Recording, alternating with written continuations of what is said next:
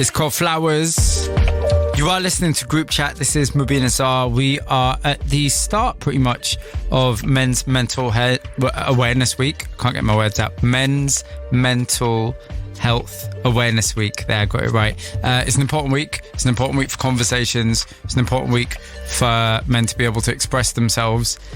Mental health is a subject we've come back to a lot on this show over the months, over the years, because it's important, and also it's really important to instigate a conversation. It's something that I think men generally are not great at speaking about how they feel and about their mental health.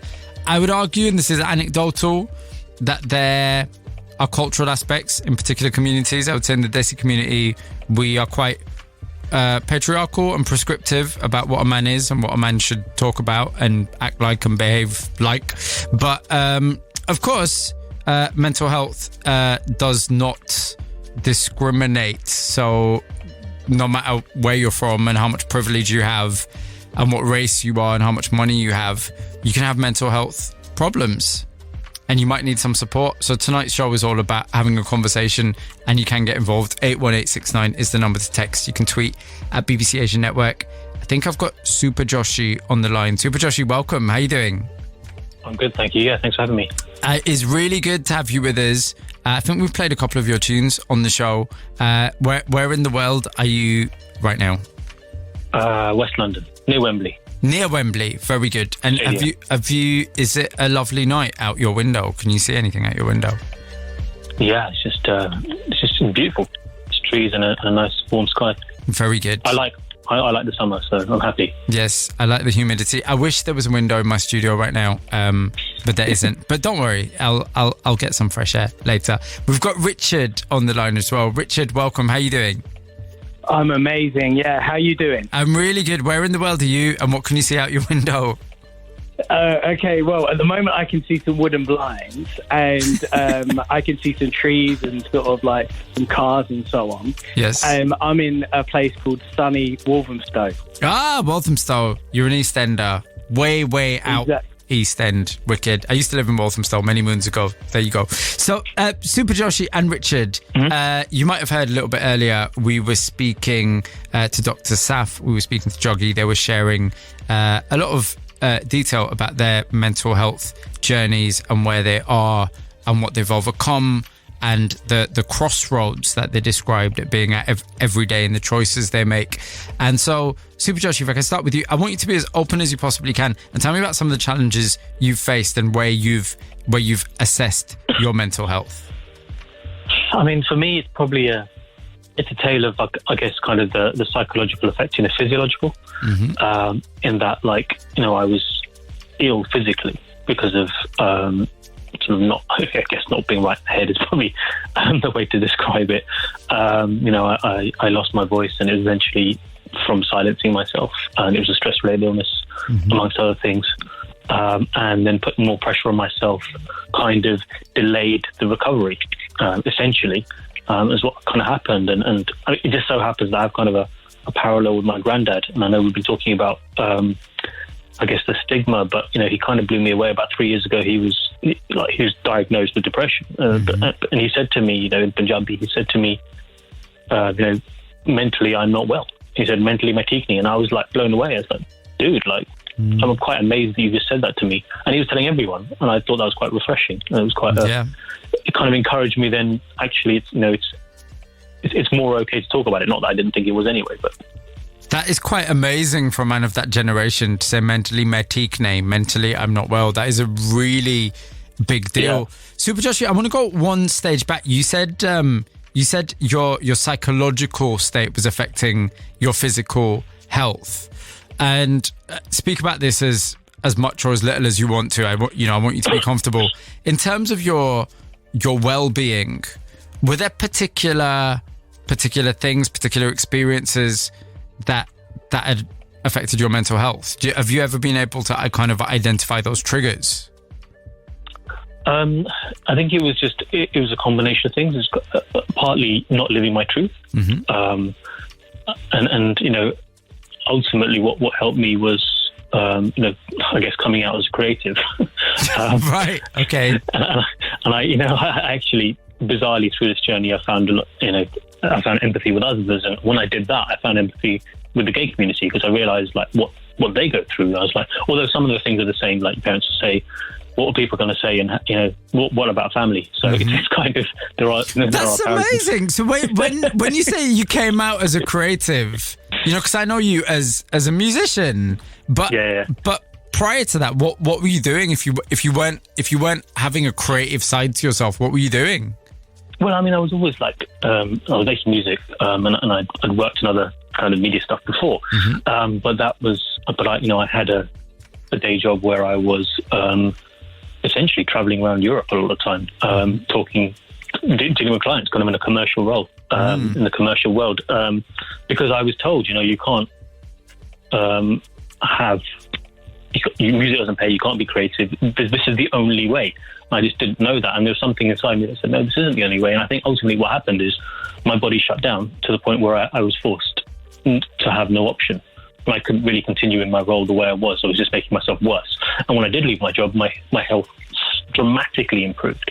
And I'd been at a point where I'd lost my voice for 2 months straight, not talking at all, and then followed up with speech therapy.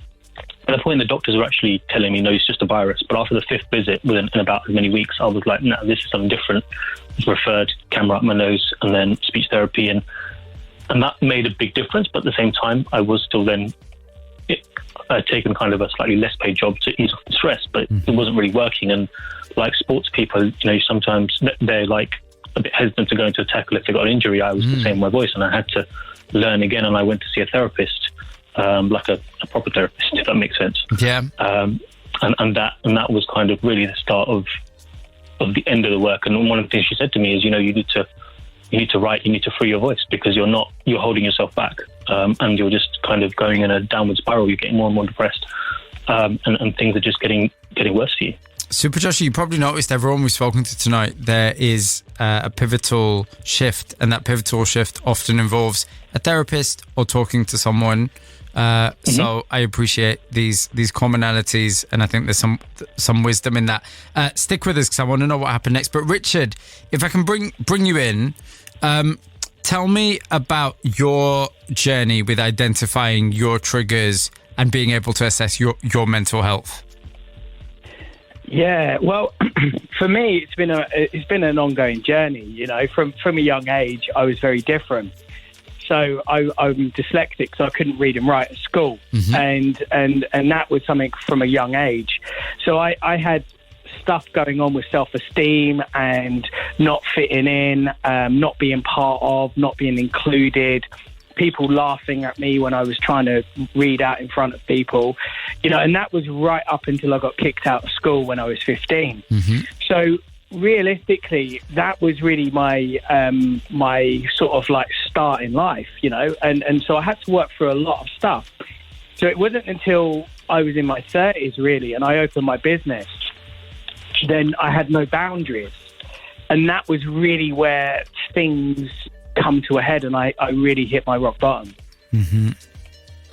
What did that rock bottom look and feel like? It was my personal hell. It was my personal hell. I went to hell in my head. I went to hell in my body. Hell existed in me, and it was a very dark place. And that was really, where I was at. And a lot of things have happened before that. And then I started to slowly climb out of that hell into something which now I call my heaven, right? But Richard, when you speak about being younger and being, I guess effectively what you're talking about is being judged. And it's interesting because, Richard, are you white? I'm assuming you're white. Are you white? I am indeed, yes. Yeah. The reason I reference that is quite often, particularly I'd say in kind of 2021 discourse, we'll talk about privilege and we'll talk about particular communities or particular people. And there's almost like a kind of hierarchy of need. And Richard, I think what you illustrate is this idea that you might be a man and you might be, I don't know if you're straight or gay or how you identify, but you might be a white man and you might be straight. that doesn't mean you're going to have an easy life. It absolutely doesn't. And it is very difficult, and I'd say very dangerous actually, to pass judgment on someone and pass judgment on someone's where they've come from and how easy or difficult their life has been. And I think you're probably an embodiment of that, because when a lot of people talk about prejudice or feeling judged, they'll talk about it because of, and rightly so, they'll talk about it because of their race or their sexuality or their gender. And I want to know, for you, what was that based on? Was it a class thing? Like, what was it? Or was it to do with, as you said, you were dyslexic? Was it to do with that? Well, it's to do with lots of different things. I've you know, as a middle-aged now, I don't like saying that, but I am white straight man. I've had lots of prejudice towards me, and from the white community, from all different types of communities growing up. I grew up in a very multicultural background. I used to work in a barber shop in Midland Road, which was in Bedford, which was very multicultural. And I went through lots of different things, and I experienced lots of different judgments and you know, discrimination and all sorts of stuff, and even by my peers who I knew for 6 or 7 years, you know, because I didn't go to a certain private school, or I didn't go to, you know, I didn't fit in with these people. Even though I'd started my business and done all this stuff, I was still segregated as being different. Yeah. So I've gone through all of that as well. It's a very common thing that I identify with people, and I think, well, I experienced this too. I think you're spot on, Richard. And I think one of the big themes that comes out of this evening, and it comes out whenever we do these shows actually, is the power of being able to have a conversation and to move away from that surface level judgment and actually understand a person. Now, Richard, I know a lot of your work now is about encouraging people to actually speak, and you do that within the context of the barbershop. Tell me about that. Yeah, well, I've been a barber from the age of 12, sweeping the floors, right? You know, and I've worked all my life in this experience of being around men and talking to men and so on. So it's quite natural for a man to open up to his barber. And because you don't know them, or they don't know your wife or your life or your friends at work, they feel that they can open up and talk to you. So for the years where I was a barber and serving clients, basically I used to have some amazing relationships with people, and people used to open up to me. And I had a very, towards the end of my barbering career, high level net worth, very famous, you know, wealthy people. I didn't start there, but that's where I ended my barbering career. And a lot of these people would open up to me and tell me stuff what they wouldn't tell anyone else. And they used to share these secrets and all this kind of stuff. And, you know, safe to say to all them people, what's ever said in a barbershop stays in a barbershop. So they really, really trusted you. I mean, you make it sound like therapy, really. I mean, do you think that's part of it, even if it wasn't intentional? Just a space in which people can vocalize. Does it end up being a massive release? Well, you think about it, like, you know, most men who have hair go to have their hair cut. So they sit there for half an hour and you've got this void, and people start to open up, you know, talk. Some people talk, some people don't. But most of the people you strike that rapport with, they open up. So, yeah, I think it's part of that therapy and part of that, you know, sort of communication and building rapport with people. And I used to do that, and I used to have some amazing relationships with people for many, many years, and I'm still very fond of now. So once we started getting into the mental health aspect, it was really a natural progression into that. Yeah, I can completely see that. Super Josh, do you, when you think about this particular period of crisis that you went through, did you have someone who you were expressing yourself to? Did you have that kind of outlet? Not really, because no one really understood what I was going through, and I would argue that I'm still kind of, every day is a work in progress, right?